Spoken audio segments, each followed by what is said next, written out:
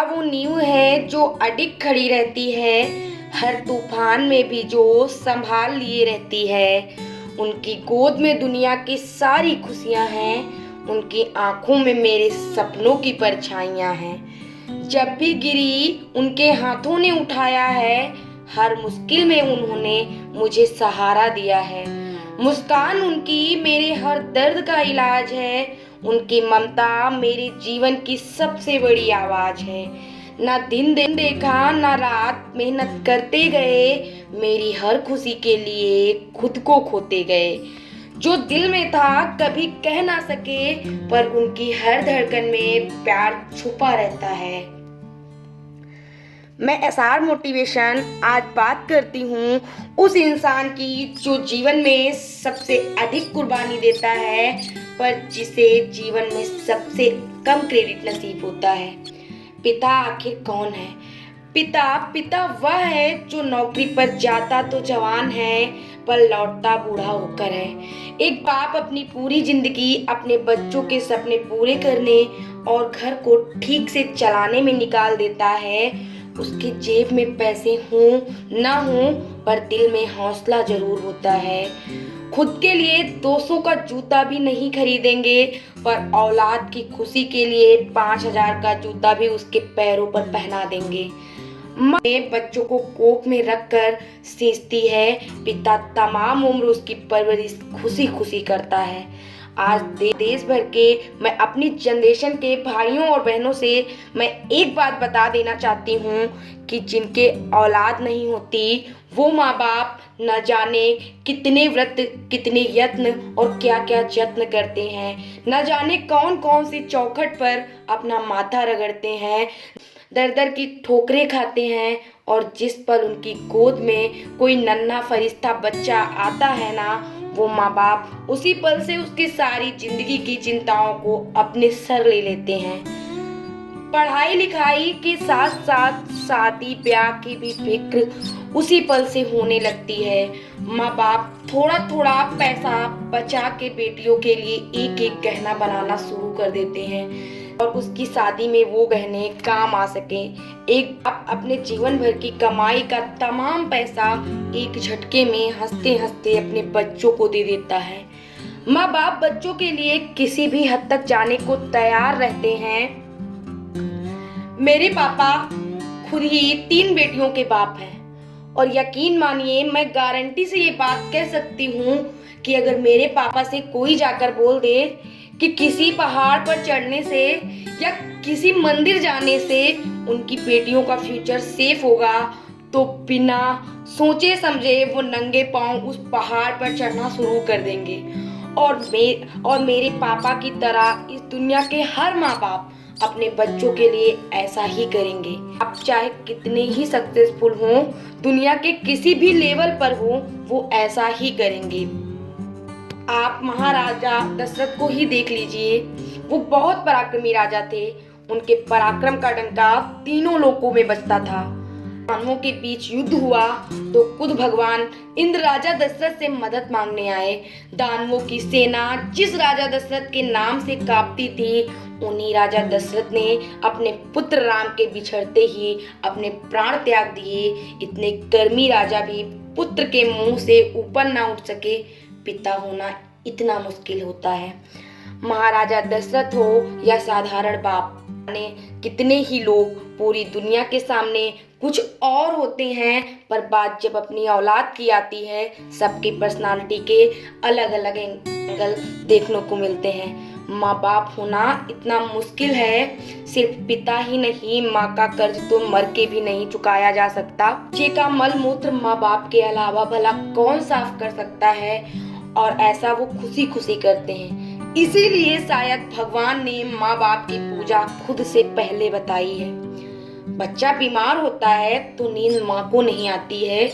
माँ बड़ी अद्भुत चीज है, वह बच्चे के रोने के अंदाज से समझ जाती है कि बच्चा भूखा है या बुखार है या पेट में दर्द हो रहा है, क्योंकि बोल के तो बच्चा माँ को समझा नहीं सकता।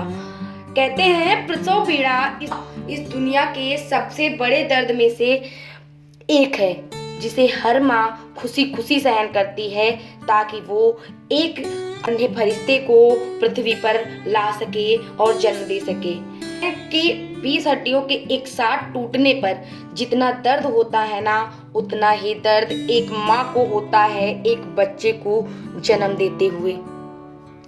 याद रखना, इस दुनिया में सिर्फ एक ही रिश्ता बिना स्वार्थ के होता है और वह रिश्ता होता है अपने माँ बाप का अपने बच्चों के साथ। उनका बच्चों में सिर्फ इतना ही इंटरेस्ट होता है उनके बच्चे कामयाब बने, नेक बने, इसके अलावा उनका कोई सेल्फ इंटरेस्ट कभी नहीं होता। मुझे तो यही लगता है कि माँ बाप आपके पैशन के अगेंस्ट नहीं होते, बस ये लगता है कि कहीं मेरा बच्चा गरीब ही ना रह जाए। वो आपको गरीब नहीं देखना चाहते, पैशन के खिलाफ होते हैं। मैं आज के इस वीडियो में बात करना चाहती हूँ अपनी जनरेशन के भाइयों और बहनों से और उनके माँ बाप के रिश्तों के बारे में। सबसे पहले मैं ये एक्सेप्ट करना चाहती हूँ कि जो हम लोगों की जनरेशन है वो हर लिहाज से पहले सभी जनरेशन से बेस्ट है, क्योंकि जितना एक्सपोजर हम सबको मिला है उतना कभी किसी जनरेशन को नसीब नहीं हुआ है। हम लोगों के मम्मी पापा ने मोबाइल चलाना स्टार्ट किया होगा 31-32 एज में, और हम लोगों को मोबाइल मिल गया था 18 से 20 के बीच में। बहुत बड़ा गैप होता है। मैं मानती हूँ जितना टैलेंट आजकल के युवाओं में देखने को मिलता है यह भी नहीं था। और मैं यह सिर्फ आपका दिल रखने के लिए या अपना दिल रखने के लिए नहीं कह रही हूँ, मैं दिल से ये बात फील करती हूँ कि आज इस दौर में 98 से 100% मार्क्स कई स्टूडेंट्स आराम से ले आते हैं, और अगर कोई 98 और 99 100% ला रहा है किसी को भी हैरानी नहीं होती। पर अपने पेरेंट्स के दौर की अगर हम बात करें तो उन लोगों के पूरे सब्जेक्ट में मिलाकर भी 100 मार्क्स 100% पूरे नहीं हो रहे थे। तो यह बात बिल्कुल तय है कि आज की जनरेशन के टैलेंट में कोई कमी नहीं है। इस कहानी में ट्विस्ट कब आता है जानते हैं? जब बच्चे 14 से 20 साल की उम्र में होते हैं तब इनके हार्मोन्स जम करने लगते हैं, और इससे गंभीर असर यह होता है कि यह हार्मोन्स बच्चों को पेरेंट्स से दूर कर देते हैं, क्योंकि इस उम्र में बच्चों को चाहिए आज़ादी, और माँ बाप वो आज़ादी देते नहीं, क्योंकि वो जानते हैं इस तरह की आज़ादी के लिए यह उम्र सही नहीं है। तो पेरेंट्स रोकते हैं, टोकते हैं, समझाते हैं।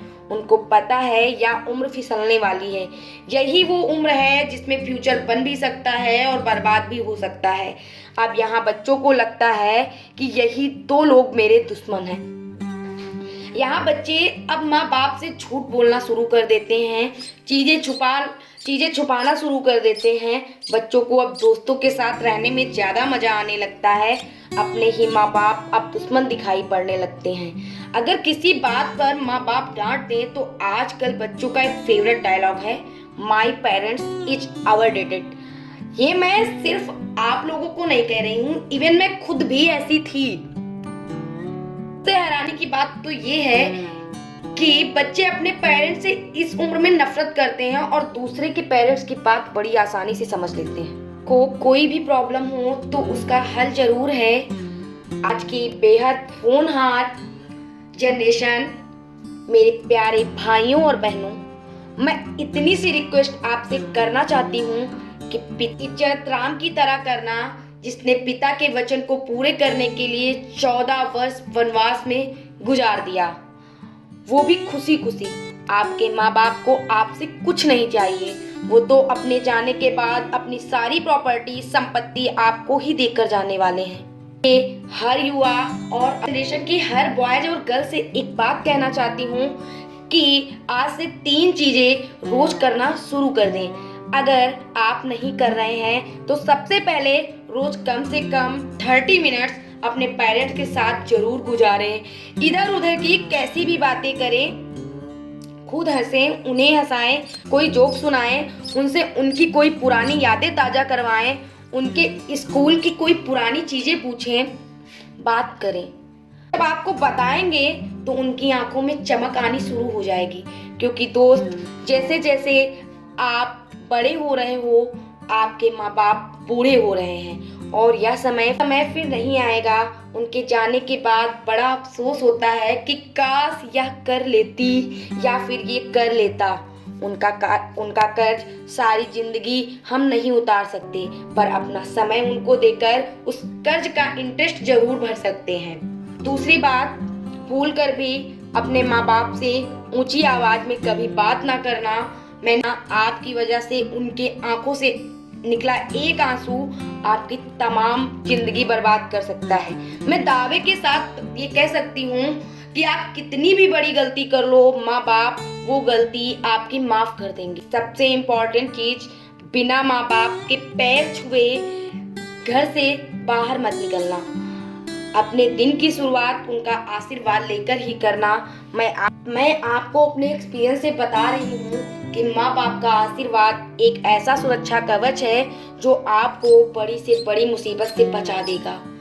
दिल से दिए उनके आशीर्वाद को भगवान भी नहीं टाल सकते। बस यह 3 चीजों पर अमल करना शुरू कर देना। मेरे दोस्त, मेरा दावा है कि देवता भी आपको आगे बढ़ने से नहीं रोक पाएंगे। मैं चाहती हूँ कि इस वीडियो को पूरे देश के नौजवानों को, हमारी एज के जनरेशन को आप सभी शेयर करें, हर माँ बाप को भेज दें और हर माँ बाप अपने बच्चों के साथ बैठकर यह वीडियो जरूर देखें।